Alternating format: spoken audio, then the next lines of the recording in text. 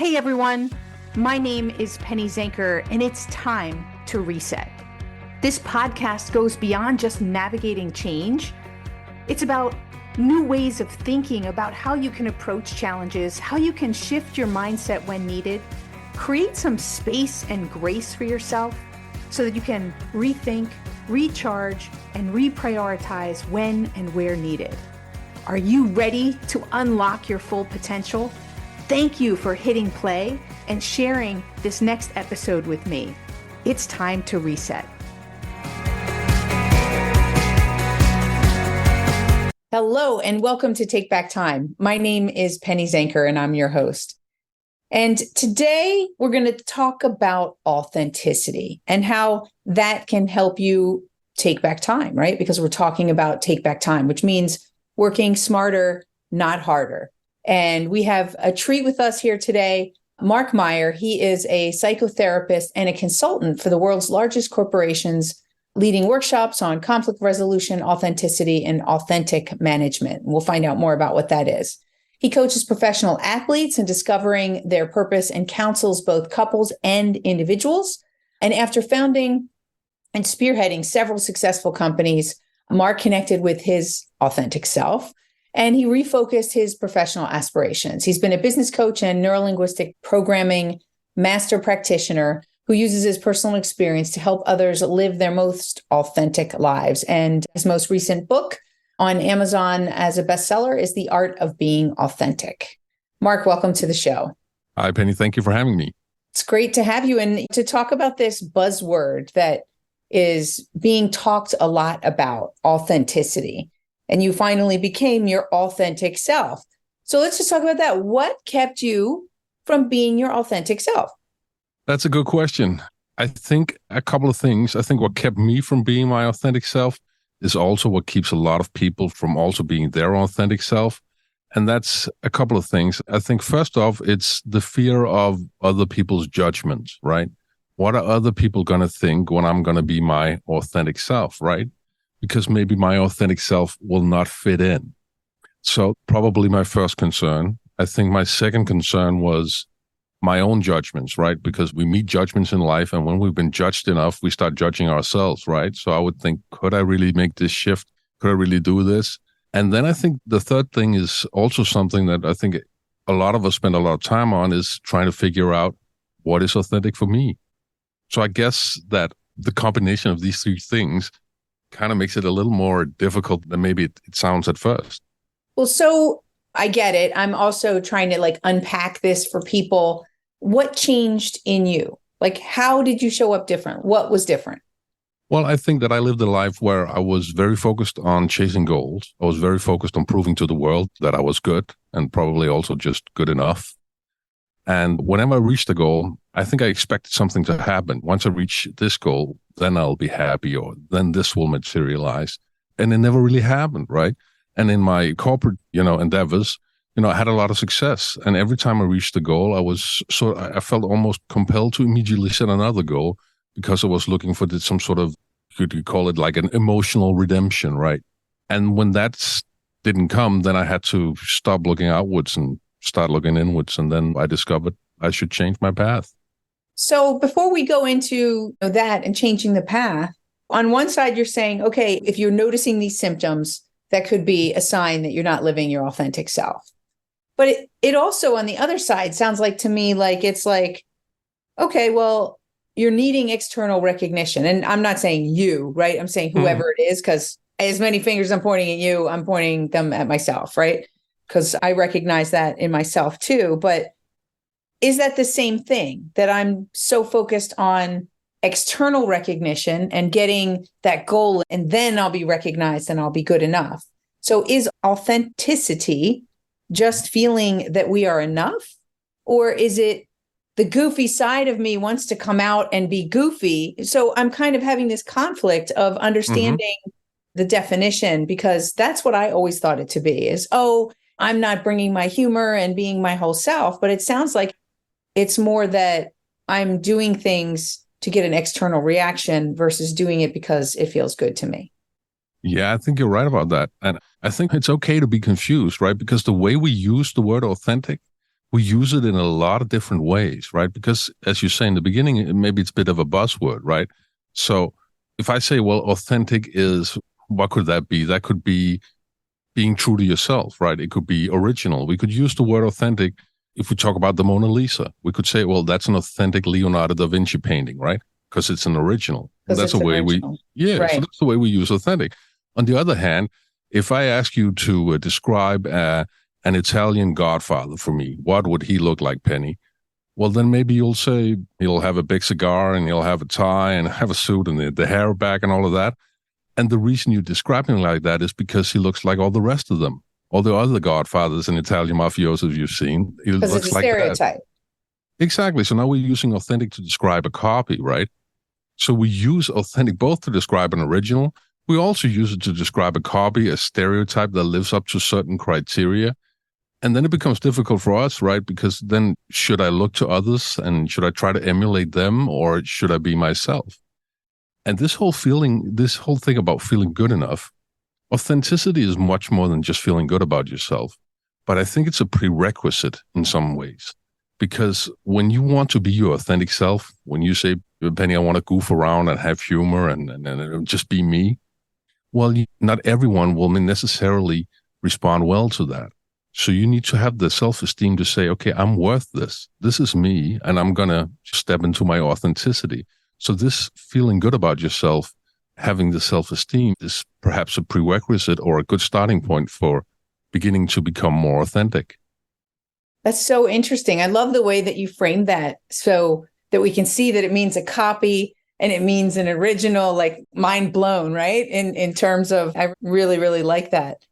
But if self-esteem is that what you talk about? Are there levels of how I get to authenticity and self-esteem is the first step? Or why don't we refer to them as separate things? Yeah, I think that when we are being authentic, we gain self-esteem.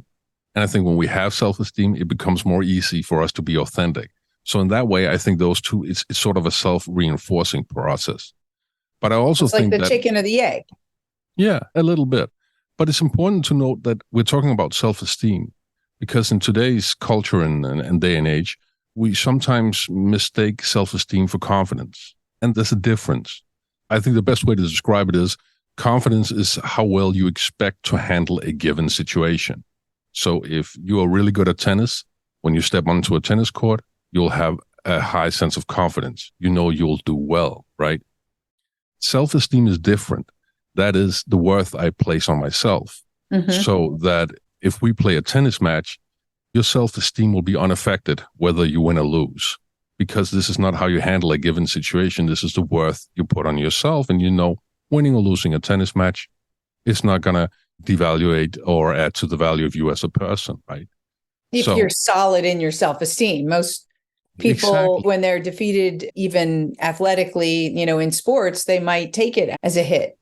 Yes, exactly. Because they've been taught that confidence and self-esteem are the same thing. So they think they need to be better in more things in life, right? So they need to be better, not only at tennis, but at public speaking, at ballroom dancing and whatnot, right?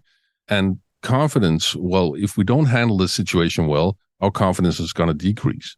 But our self-esteem, we carry with us all the time. And in order for us to be authentic, we really have to cultivate our self-esteem. And I think we really have to try to make little authentic decisions because every time you do something that's truly you and expressing your uniqueness, it will add to your self-esteem. And it will add to your confidence too, right? Like, I think if you have self-esteem and you feel and you walk onto the court and this doesn't define me and I'm just going to come out here and I'm going to play the best game that I can. I mean, that is also a form of self-confidence, right? So it's kind of like they're intertwined. I mean, I know you're pulling them apart to show the difference and I do see the difference, but they also, again, maybe like you were saying with authenticity and self-esteem, there is a direct connection as well. You can. Yeah, definitely. And the higher self-esteem you have. Wait a second. So what just came to me is so you can have confidence without self-esteem, but you can't necessarily have self-esteem without some confidence because it grounds you. Oh, you could say maybe confidence becomes less important because the outcome of whatever you're going to do becomes less important. You detach yourself more from the outcome. So if I have high self-esteem and I'm going to give a speech at a wedding, and let's say I've never given a speech at a wedding, well, confidence will be less of a factor for me in that moment, because I know that whether or not I give a good or a not so good speech is not going to change the value of me as a person, right? So the higher our self-esteem is, the less important confidence becomes from in us. I like that. Okay. Good. I'll buy that. Yeah. So that's very, very interesting. So what else do you share around authenticity? And so self-esteem is an important element. Are there elements? Do you have a framework that you share in your book, or how do you break down that word even further for you? Well, for me, I think that authenticity, the closer we get to it, the closer we come to something else in our life that's also important, which is our purpose. I sometimes compare it to a plane ride. I say, okay, let's imagine you're taking a plane ride and you're flying from, let's say you're flying from New York to Rome. I guess that's about the same latitude, right? Well, if you compare that to your life journey, right? So let's say that something happens. That happens for most of us. So we start out in life, something happens, we're being ourselves, but we're not really met the way we're supposed to be met, So we come home and we find out, well, people don't really embrace me the same way when I act like this, but they like me better when I act like that. So basically what we do is, because we want to fit in, we change a little bit, just not a lot. We are 99.9% ourselves, right? But just a little bit. And we do that a couple of times, right? And we don't think it's a big deal because we're mainly ourselves. But if we compare it to a plane ride, if you shortly into the flight go off course by just a single or 2 degrees, well, then when you've flown for 6 or 8 hours, you're going to be far away from your destination. That metaphorical plane will not be near Rome. It'll be near Greenland or Iceland or something like that. And you're looking out the window saying, hey, where is the red wine in the piazzas? I'm seeing mountains and snow, right? Yeah. Yeah. And that's what sometimes can happen for us when we get in that situation. We need to course correct.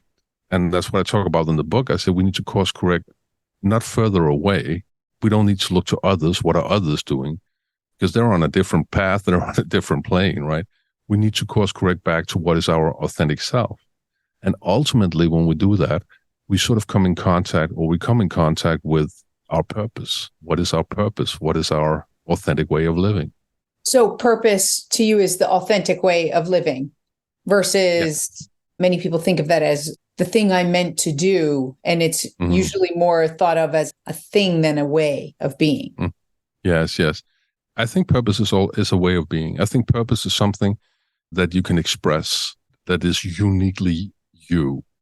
And that's also, I think, how I wrote this book, and because I think there's so many layers to this in the discussion that we're having today and in the world. There's so many nuances. And a lot of people, they think of goals rather than purpose, right? Goals in themselves are meaningless if they do not have a purpose behind them, right? So that's also what I experienced on my path. If you just chase goals without having a purpose, well, then when you reach those goals, they're not going to materialize any lasting way for you, right?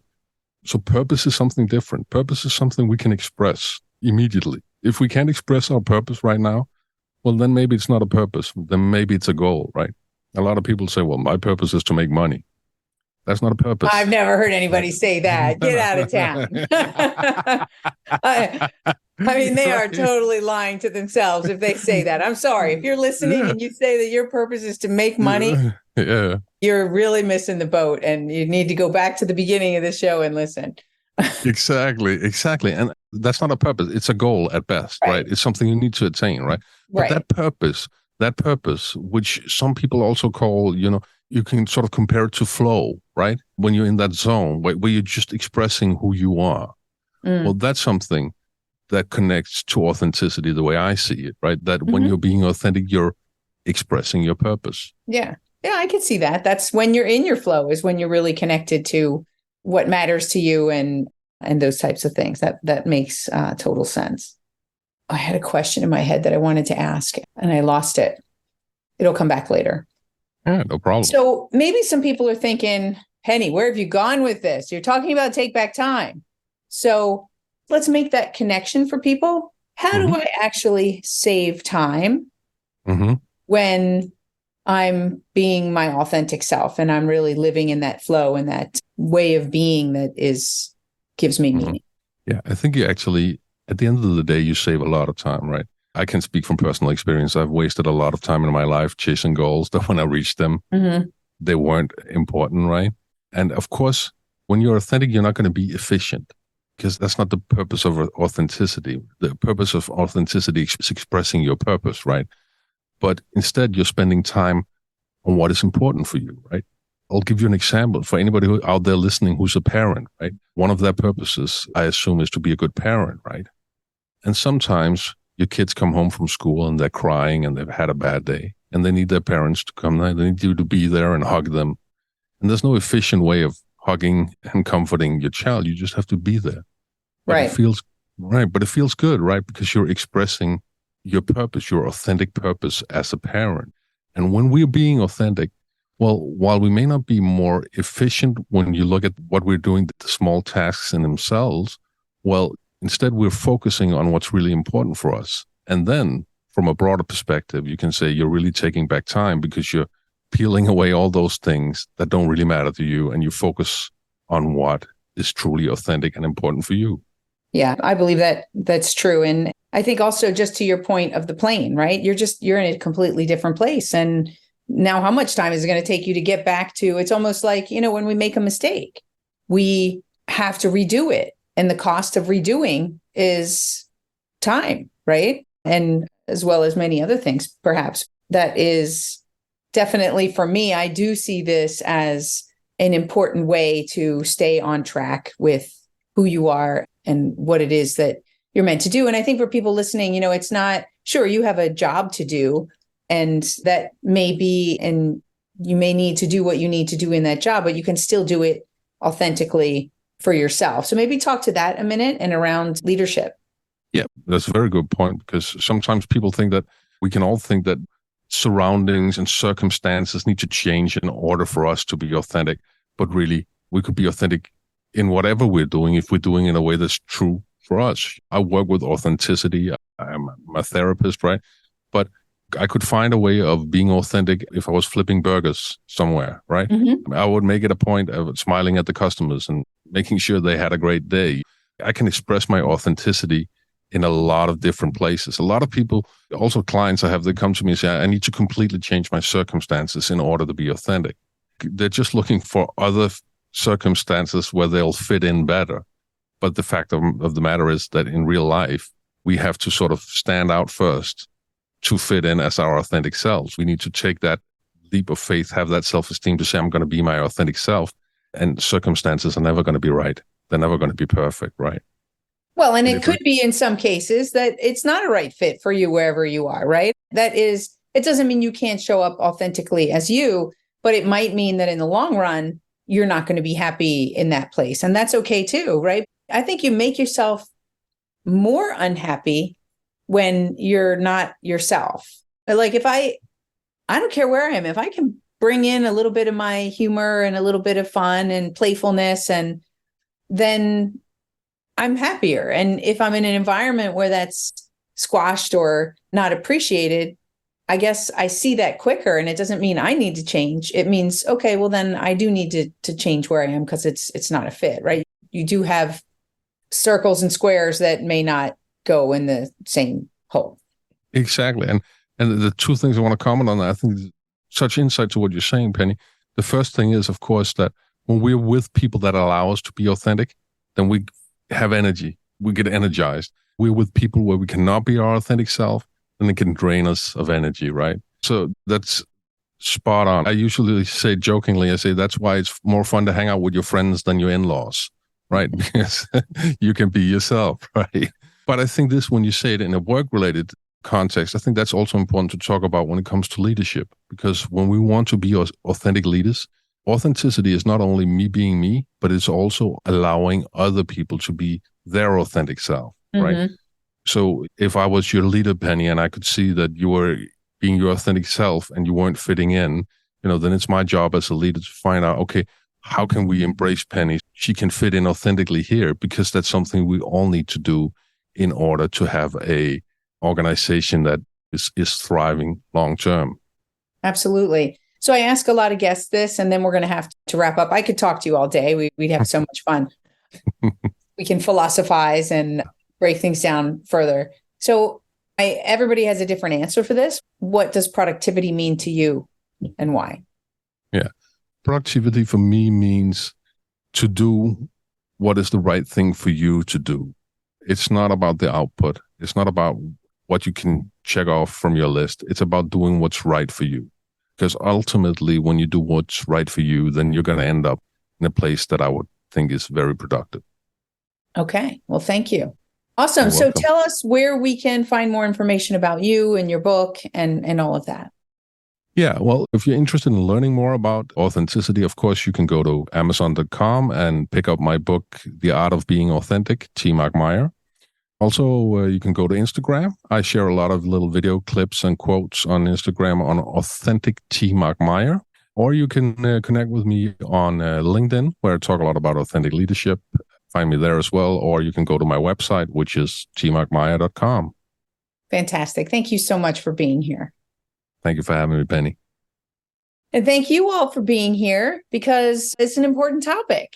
And I think we're more awake to wanting to be our authentic selves. I think COVID gave us a push in that direction to that people are happier when they're more relaxed and they're not dressed in a suit or whatever it is. And so they get to wear what they want to wear behind their camera. And so started to lean into some of those things. And anyway, so go check out Mark's books and his site, because I think there's a lot to unpack here. And I know that I know you took a lot away from today. So just imagine what you'll take away from reading his whole book.